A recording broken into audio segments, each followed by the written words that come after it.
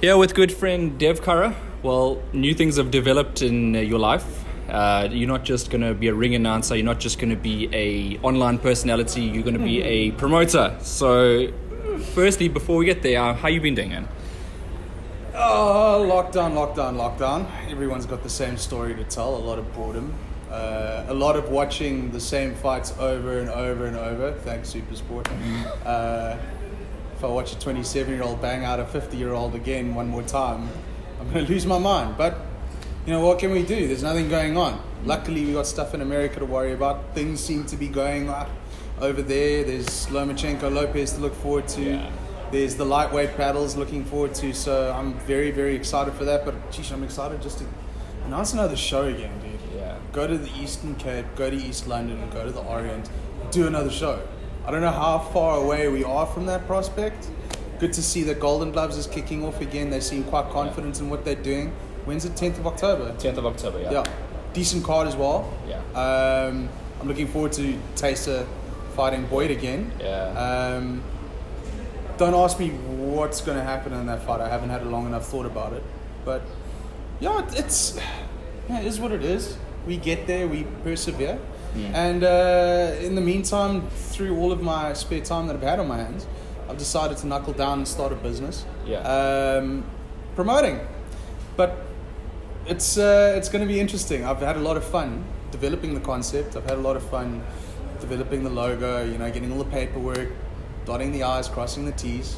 But now it's going to start to get more real. However, boxing's going to have to wait a little bit longer for me to get in.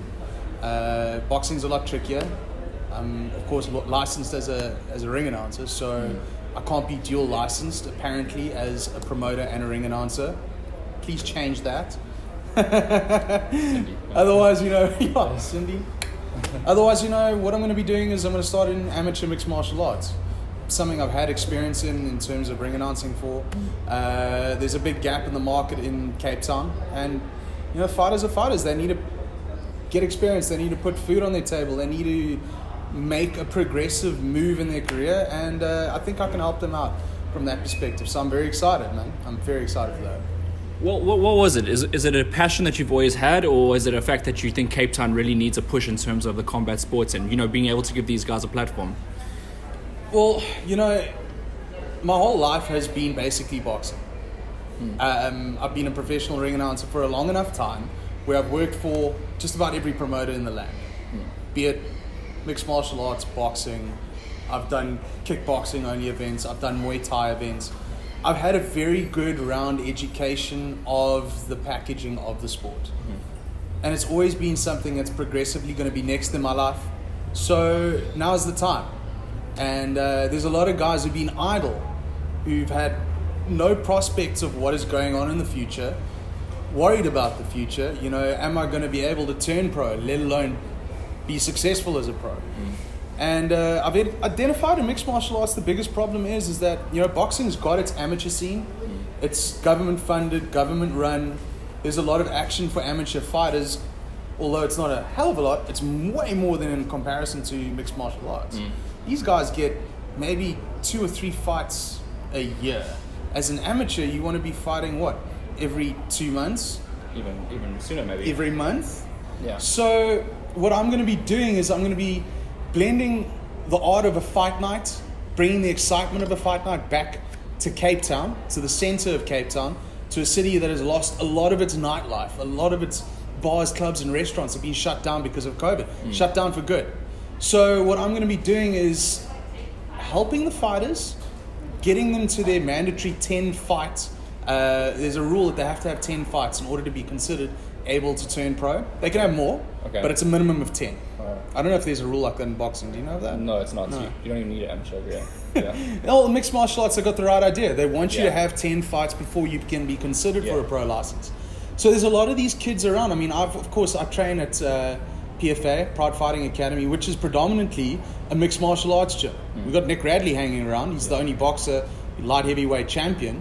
But it's all mixed martial arts guys. It's kids. And you see them in the gym every day. And they go through the motions. They're rolling in jits. They Muay Thaiing it up. They boxing with us. And then you go like, well, when are they going to compete? Yeah. So I'm going to step into the breach, I'm going to put on my own fight cards. I'm going to help them learn to become a professional. Instead of them just turning pro out of desperation, and then suddenly their first fight is a welcome to a guy who's had 3 pro fights, and they get completely chewed up, and they never want to do it again. So that's the element of entertainment. It's going to be a big night out in Cape Town.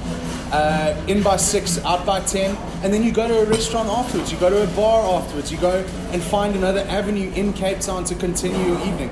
And that way, it stimulates the economy of Cape Town, it gets these bars income, it gets revenue generated for restaurants, the venue that I'm going to be holding it at. So there's a lot of positives that can come from just the art of fighting, and I hope to be able to drag 500 people to one place to celebrate these guys, to watch them make their journey as an amateur, and then hopefully down the line, you know, if things are going well enough, I could be a professional promoter for mixed martial arts as well. Hopefully down the line, boxing allows me to dual license and I can be a boxing promoter as well. And hopefully I can be the first dual fight combat promoter the country's ever had. I don't think anyone's ever done boxing and mixed martial arts. No. So I'd dig to be that guy. Dana White wants to be that guy. Dana White has got a very good chance of being that guy. Hanging around with Floyd Mayweather, what I hear and what I'm reading, Conor McGregor's going to fight Manny Pacquiao. It's another bad fight, I think. Although he's going to get drilled by a senator from the Philippines, which is going to be quite an international chaotic scene. Yeah. But good luck to him. Pacquiao's still at the peak of his powers. I wouldn't want to go over that guy. Well, let's go back to the promotions and the idea behind it. Let's first talk about COVID maybe. Yourself and Andre Tesa shared a very good online debate. You guys, obviously you won't feel it's a good debate. You'll feel it's just simply a debate. But you guys did debates about it and you going back and forth. The idea of this, was it a result of COVID or was this always going to happen? No, it was always going to happen. If anything, COVID pushed it forward. You know, the way I see it is that there's an empire that can be built from absolute ruin. And ruin is the economic ruin that this country has gone through. Like I said, there's going to be stock, there's going to be fighters, you need action. There's still gyms that are still functioning, they're still training fighters, they need something to do. Look, what Andre and I debated about, the merits of which, was it worth locking down the entire country for so long? We'll only really know the true answer to that question maybe in 5 years' time, when all the numbers are finally tallied up, and then we can see the risk versus the reward of doing these things. But for now, it was the right thing to do. In 5 years' time, it might have been the wrong thing to do. Who knows? No one's got a crystal ball. But our hearts are all in the same place. We all want what's best for the sport. Obviously, Andre wants his kid to fight. Andre wants his other fighters to fight. I also want our guys to fight. Yeah. But I also think that there's a fair merit in we've all got to be careful with how we do it, because nobody wants to be that first person to make the big grave error. Yeah. And especially for it to be boxing. We've got enough trouble on our hands as it is, trying to keep a clean image. Last thing we need is to be the reason why COVID spiked in Emperor's Palace for one night only or whatever. As long as everybody plays by the rules, I've got no problem with it. You spoke about that dual license between boxing and MMA. What sort of a timeline have you set for yourself? A goal, maybe, that you've got in your mind? So, of course, being a startup, I'm going to be relying on revenue at the door. I have to have a full crowd. So it depends whenever the government decides to allow full crowds to return to sporting events. At the moment, I'm looking to go at the latest May the 1st, 2021. Okay. It could be a little bit earlier. If it's allowed to be earlier, then yeah, I'm going to push for it to be earlier. I want to be available and ready to go as soon as crowds are allowed to come in. Also being a startup, I don't have the money to cover COVID testing, so I can't do anything now. It's good to watch everybody go and have their turn right now and see how things are done. That's kind of how I feel like I've been doing my entire career, is watching everybody and seeing how it's being done. And then I'll make my move. But it's very important that I get it right the first time. I need the impact of the crowd. I need people to see what this whole effort is going to be about. And I need the fighters to see that I'm for real. I'm not going to play around here. I want them to have the best careers that they can possibly have. Yeah. And I believe I can do it. I believe I'm ready. And I'm very excited for it. So it's going to be a roller coaster, dude. I can't wait. Are you ready for the likes of guys like you coming on board, scrutinizing every little bit of work you do? I mean, that's pretty much what you do to the other guys. Are you ready for that? 100%, because I'm not going to make the same mistakes as the people I've been taking shots at. You can't deny, especially in the Western Cape, the amount of promoters that come and go and say, we're going to turn Cape Town into the fight capital of the country. And they come with the big promises. We're going to have the biggest heavyweight battle on Robben Island. I've been party to that so long that I can't possibly do what they promised to do. Yeah. Because I know it's ridiculous. Yeah. So I'm not going to open myself up to that abuse because I'm not going to promise the world. I'm going to start small. I'm going to walk every single rung on the ladder. I've seen too many promoters come around with throwing the money and they try and circumvent the system and they want to be something that they don't deserve to be because they haven't learned all the lessons along the way. So I'm starting small. I'm starting amateur mixed martial arts. It's not even boxing. Yeah. So give me a couple of years before you can criticize me, boxers and managers and other promoters. But I'm going to start in the basement. I'm excited to do it. And that's the way I would always have wanted it. Even if I had untold amounts of money, I'd still do an amateur show first. Because you got to develop the basement before you can get the pros coming through on the other end in order to be able to offer contracts for fights. And that's what a lot of the problem is. No good amateurs, no good pros. We need to change that. And I think South Africa is desperate for that change because in mixed martial arts at a professional level, you're not seeing the guys get through to the next level above EFC, which could be Brave, which could be one championship, and then ultimately UFC or Bellator at the end. We got Don Madge in UFC. He's the only guy. The other guys who've tried before him have not been successful. South Africa's got talented fighters. They've got guys who've boxed. They've got guys who've been to Thailand and fought K1 at Muay Thai. They've got the mixed martial artists. They just don't have the experience. That's what I want to change. So in a nutshell, you basically want to give them the action, give them a platform to basically do it. They're not getting enough.